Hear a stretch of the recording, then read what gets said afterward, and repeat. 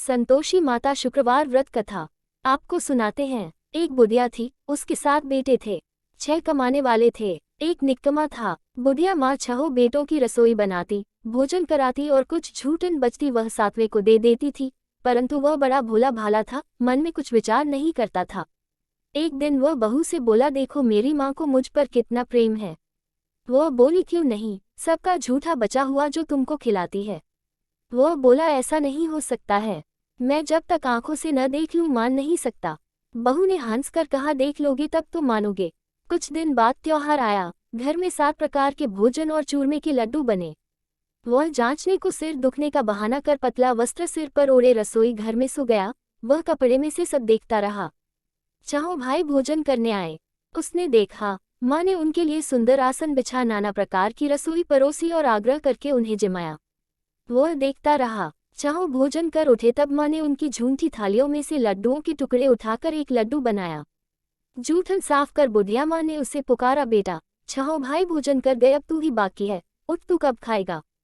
वह कहने लगा, माँ मुझे भोजन नहीं करना, मैं अब परदेश जा रहा हूँ। माँ ने कहा, कल जाता हो तो आज चला जा। वह बोला, हाँ आज ही जा रहा हूँ। ये कहकर वह घर से निकल गया। चलते समय स्त्री की याद आ गई। वह गौशाला में कंडे थाप रही थी। वहां जाकर बोला, दोहा हम जावे परदेस आवेंगे कुछ काल, तुम रहियो संतोष से धर्म आपनो पाल। वह बोली, जाओ पिया आनंद से हमारो सोच हटाया, राम भरोसे हम रहे ईश्वर तुम्हें सहाय। 2 निशानी आपनी देख धरूं में धीर, सुधी मति हमारी बिसारियो रखियो मन गंभीर। वह बोला, मेरे पास तो कुछ नहीं, यह अंगूठी है सो ले और अपनी कुछ निशानी मुझे दे। वह बोली, मेरे पास क्या है, ये गोबर भरा हाथ है। ये कहकर उसकी पीठ पर गोबर के हाथ की थाप मार दी। वह चल दिया। चलते चलते दूर देश पहुंचा। वहां एक साहूकार की दुकान थी। वहां जाकर कहने लगा, भाई मुझे नौकरी पर रख लो। साहूकार को जरूरत थी, बोला रह जा। लड़के पूछा, तनख्वाह क्या दोगे। साहूकार ने कहा, काम देखकर दाम मिलेंगे। साहूकार की नौकरी मिली। वह सुबह 7 बजे से 10 बजे तक नौकरी बजाने लगा। कुछ दिनों में दुकान का सारा लेन देन, हिसाब किताब, ग्राहकों को माल बेचना सारा काम करने लगा। साहूकार के 7-8 नौकर थे, वे सब चक्कर खाने लगे, ये तो बहुत होशियार बन गया। सेठ ने भी काम देखा और 3 महीने में ही उसे आधे मुनाफे का हिस्सेदार बना लिया। वह कुछ वर्ष में ही नामी सेठ बन गया और मालिक सारा कारोबार उस छोड़कर चला गया। अब बहू पर क्या बीती, सो सुनो। सास ससुर उसे दुख देने लगे, सारी गृहस्थी का काम करा के उसे लकड़ी लेने जंगल में भेजते। इस बीच घर के आटे से जो भूसी निकलती उसकी रोटी बनाकर रख दी जाती और फूटे नारियल की नारियली में पानी। इस तरह दिन बीतते रहे। एक दिन वह लकड़ी लेने जा रही थी। रास्ते में बहुत सी स्त्रियां संतोषी माता का व्रत करती दिखाई दी। वह वहां खड़ी होकर कथा सुनने लगी और पूछा, बहनों तुम किस देवता का व्रत करती हो और उसके करने से क्या फल मिलता है। इस व्रत को करने की क्या विधि है। यदि तुम अपने इस व्रत का विधान मुझे समझा कर कहोगी तो मैं तुम्हारा बड़ा आसान मानूंगी। तब उनमें से एक स्त्री बोली, सुनो, ये संतोषी माता का व्रत है। इसके करने से निर्धनता दरिद्रता का नाश होता है, लक्ष्मी आती है, मन की चिंताएं दूर होती है, घर में सुख होने से मन को प्रसन्नता और शांति मिलती है, निपुति को पुत्र मिलता है, प्रीतम बाहर गया हो तो शीघ्र घर आवे, कंवारी कन्या को मनपसंद वर मिले, राजद्वारे में बहुत दिनों से मुकदमा चल रहा हो खत्म हो जावे, कलह क्लेश की निवृत्ति हो, सुख शांति हो, घर में धन जमा हो, पैसा जायदाद का लाभ हो, रोग दूर हो जावे तथा और जो कुछ मन में कामना हो सो सब संतोषी माता की कृपा से पूरी हो जावे, इसमें संदेह नहीं। वह पूछने लगी, यह व्रत कैसे किया जाए ये भी बताओ तो बड़ी कृपा होगी। वह कहने लगी, 1.25 आने का गुड़ चना लेना, इच्छा हो तो 5.25 आने का लेना या 1.25 रुपये का भी सहूलियत के अनुसार लेवे। बिना परेशानी और श्रद्धा व प्रेम से जितना भी बन पड़े सवाया लेना। प्रत्येक शुक्रवार को निराहार रहकर कथा सुनना, इसके बीच क्रम टूटे नहीं, लगातार नियम पालन करना। सुनने वाला कोई न मिले तो घी का दीपक जला उसके आगे या जल के पात्र को सामने रखकर कथा कहना, परंतु नियम न टूटे। जब कार्य सिद्ध न हो नियम का पालन करना और कार्य सिद्ध हो जाने पर व्रत का उद्यापन करना। 3 मास में माता फल पूरा करती है। यदि किसी के ग्रह खोटे भी हों तो भी माता वर्ष भर में कार्य सिद्ध करती है। फल सिद्ध होने पर उद्यापन करना चाहिए, बीच में नहीं। उद्यापन में 2.5 सेर आटे का खाजा तथा इसी परिमाण से खीर तथा चने का साग करना। 8 लड़कों को भोजन कराना, जहाँ तक मिले देवर जेठ भाई बंधु के हों, न मिले तो रिश्तेदारों और पास पड़ोसियों को बुलाना। उन्हें भोजन करा, यथाशक्ति दक्षिणा दे, माता का नियम पूरा करना। उस दिन घर में खटाई न खाया। ये सुन बुधिया के लड़के की बहू चल दी। रास्ते में लकड़ी के बोझ को बेच दिया और उन पैसों से गुलचना ले माता के व्रत की तैयारी कर आगे चली और सामने मंदिर देखकर पूछने लगी, यह मंदिर किसका है? सब कहने लगे, संतोषी माता का मंदिर है। ये सुनकर माता के मंदिर में जाकर चरणों में लौटने लगी। दीन हो विनती करने लगी, माँ मैं निपट अज्ञानी हूँ, व्रत के कुछ भी नियम नहीं जानती, मैं दुखी हूँ। हे माता जगत जननी, मेरा दुख दूर कर, मैं तेरी शरण में हूँ। माता को दया आई। एक शुक्रवार बीता कि दूसरे को उसके पति का पत्र आया और तीसरे शुक्रवार को उसका भेजा हुआ पैसा आ पहुंचा। ये देख जेठ जेठानी मुंह सिकोड़ने लगे। इतने दिनों में इतना पैसा आया, इसमें क्या बड़ाई? लड़के ताने देने लगे। काकी के पास पत्र आने लगे, रुपया आने लगा। अब तो काकी की खातिर बढ़ेगी, अब तो काकी बोलने से भी नहीं बोलेगी। बेचारी सरलता से कहती, भैया कागज आवे रुपया आवे, हम सब के लिए अच्छा है। ऐसा कहकर आंखों में आंसू भरकर संतोषी माता के मंदिर में आ मातेश्वरी के चरणों में गिरकर रोने लगी। माँ मैंने तुमसे पैसा कब मांगा है? मुझे पैसे से क्या काम है? मुझे तो अपने सुहाग से काम है। मैं तो अपने स्वामी के दर्शन मांगती हूँ। तब माता ने प्रसन्न होकर कहा, जा बेटी, तेरा स्वामी आवेगा। ये सुनकर खुशी से बावलाई होकर घर में जा काम करने लगी। अब संतोषी माँ विचार करने लगी, इस भोली पुत्री को मैंने कह तो दिया कि तेरा पति आवेगा, कैसे? वो तो इसे स्वप्न में भी याद नहीं करता।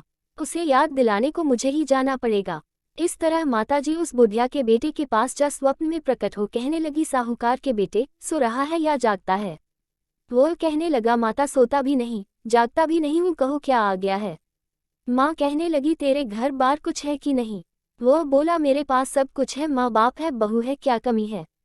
माँ बोली, भोले पुत्र, तेरी बहू घोर कष्ट उठा रही है, तेरे माँ बाप उसे त्रास दे रहे हैं। वो तेरे लिए तरस रही है, तू उसकी सुध ले। वो बोला, हाँ माताजी ये तो मालूम है, परंतु जाऊं तो कैसे? परदेश की बात है, लेन देन का कोई हिसाब नहीं, कोई जाने का रास्ता नहीं आता, कैसे चला जाऊं? माँ कहने लगी, मेरी बात मान, सवेरे नहा धोकर संतोषी माता का नाम ले, घी का दीपक जला दंडवत कर दुकान पर जा बैठ। देखते देखते सारा लेन देन चुक जाएगा, जमा का माल बिक जाएगा, साच होते होते धन का भारी ढेर लग जाएगा। अब सवेरे जल्दी उठ, भाई बंधुओं से सपने की सारी बात कहता है। वे सब उसकी अनसुनी कर दिल लगी उड़ाने लगे। कभी सपने भी सच होते हैं। एक बूढ़ा बोला, देख भाई मेरी बात मान, इस प्रकार झूठ सांझ करने के बदले देवता ने जैसा कहा है वैसा ही करने में तेरा क्या जाता है? अब बूढ़े की बात मानकर वह नहा धोकर संतोषी माता को दंडवत घी का दीपक जला दुकान पर जा बैठता है। थोड़ी देर में क्या देखता है कि देने वाले रुपया लाने लगे, लेने वाले हिसाब लेने लगे। कोठे में भरे सामान के खरीददार नकद दाम दे सौदा करने लगे। शाम तक धन का भारी ढेर लग गया।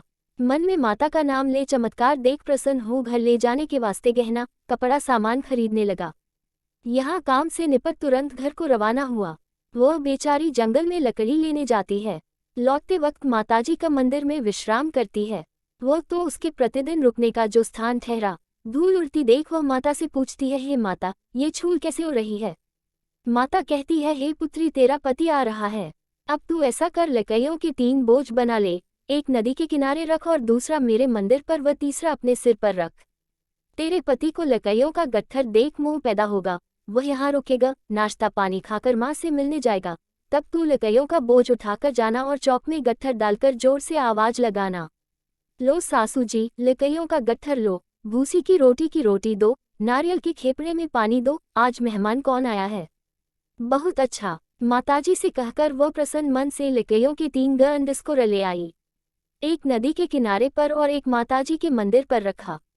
इतने में मुसाफिर आ पहुंचा। सूखी लकड़ी देख उसकी इच्छा उत्पन्न हुई कि हम यहीं पर विश्राम करें और भोजन बनाकर खा पीकर गांव जाएं। इसी तरह रुककर भोजन बना, विश्राम करके गांव को गया।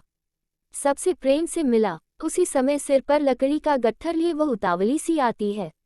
लकड़ियों का भारी बाज आंगन में डालकर जोर से 3 आवाज देती है, लो सासू जी, लकड़ियों का गट्ठर लो, भूसी की रोटी दो, आज मेहमान कौन आया है? ये सुनकर उसकी सास बाहर आकर अपने दिए हुए कष्टों को भुलाने हेतु कहती है, बहू ऐसा क्यों कहती है?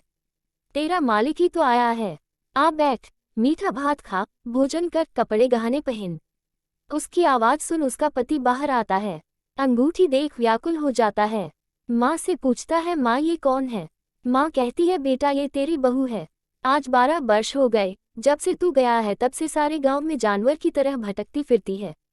घर का काम काज कुछ करती नहीं, 4 पहर आकर खा जाती है। अब तुझे देख भूसी की रोटी और नारियल के खोपड़े में पानी मांगती है। वो लज्जित हो बोला, ठीक है माँ, मैंने इसे भी देखा और तुम्हें भी देखा है। अब दूसरे घर की ताली दो, उसमें रहूंगा।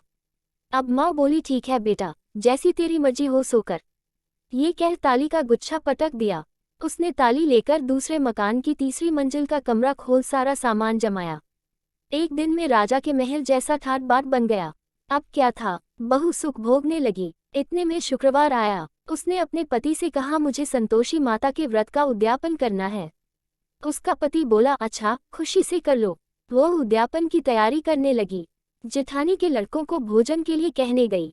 उन्होंने मंजूर किया, परंतु पीछे से जेठानी ने अपने बच्चों को सिखाया, देखो रे, भोजन के समय सब लोग खटाई मांगना, जिससे उसका उद्यापन पूरा न हो। लड़के जीने आए, खीर खाना पेट भर खाया, परंतु बाद में खाते ही कहने लगे, हमें खटाई दो, खीर खाना हमको नहीं भाता, देखकर अरुचि होती है। वो कहने लगी, भाई खटाई किसी को नहीं दी जाएगी, ये तो संतोषी माता का प्रसाद है। लड़के उठ खड़े हुए, बोले, पैसा लाओ। भोली बहू कुछ जानती नहीं थी, उन्हें पैसे दे दिए। लड़के उसी समय हट करके इमली खटाई ले खाने लगे। ये देखकर बहू पर माताजी ने कोप किया। राजा के दूत उसके पति को पकड़कर ले गए। जेठ जेठानी मनमाने वचन कहने लगे, लूट लूट कर धन इकट्ठा कर लाया है, अब सब मालूम पड़ जाएगा जब जेल की मार खाएगा। बहू से यह वचन सहन नहीं हुए। रोती हुई माताजी के मंदिर गई, कहने लगी, हे माता, तुमने क्या किया? हंसाकर अब भक्तों को रुलाने लगी। माता बोली, बेटी, तूने उद्यापन करके मेरा व्रत भंग किया है, इतनी जल्दी सब बातें भुला दी। वो कहने लगी, माता, भूलती तो नहीं, न कुछ अपराध किया है, मैंने तो भूल से लड़कों को पैसे दे दिए थे, मुझे क्षमा करो, मैं फिर तुम्हारा उद्यापन करूंगी। माँ बोली, अब भूल मत करना। वो कहती है, अब भूल नहीं होगी, अब बतलाओ वे कैसे आवेंगे। माँ बोली, जा पुत्री, तेरा पति तुझे रास्ते में आता मिलेगा। वह निकली, राह में पति आता मिला। वो पूछती है, तुम कहाँ गए थे? वो कहने लगा, इतना धन जो कमाया है उसका टैक्स राजा ने मांगा था, वह भरने गया था। वो प्रसन्न हो बोली, भला हुआ, अब घर को चलो। घर गए। कुछ दिन बाद फिर शुक्रवार आया। वो बोली, मुझे फिर माता का उद्यापन करना है। पति ने कहा, करो। बहू फिर जेठ के लड़कों को भोजन को कहने गई। जेठानी ने एक दो बातें सुनाई और सब लड़कों को सिखाने लगी, तुम सब लोग पहले ही खटाई मांगना। लड़के भोजन से पहले कहने लगे, हमें खीर नहीं खानी, हमारा जी बिगड़ता है, कुछ खटाई खाने को दो। वह बोली, खटाई किसी को नहीं मिलेगी, आना हो तो आओ। वह ब्राह्मण के लड़के लाकर भोजन कराने लगी। यथाशक्ति दक्षिणा की जगह एक एक फल उन्हें दिया।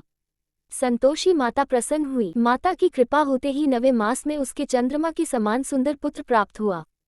पुत्र को पाकर प्रतिदिन माता जी के मंदिर को जाने लगी। माँ ने सोचा, ये रोज आती है, आज क्यों न इस घर चलूं, इसका आसरा देखूं तो सही।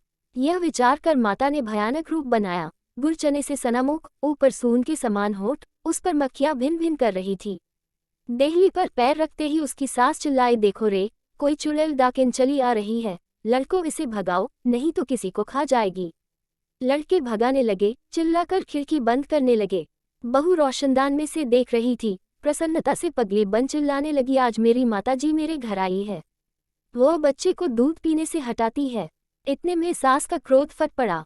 वह बोली, रान देखकर क्या उतावली हुई है, बच्चे को पटक दिया। इतने में माँ के प्रताप से लड़के ही लड़के नजर आने लगे। वह बोली, माँ, मैं जिसका व्रत करती हूँ ये संतोषी माता है।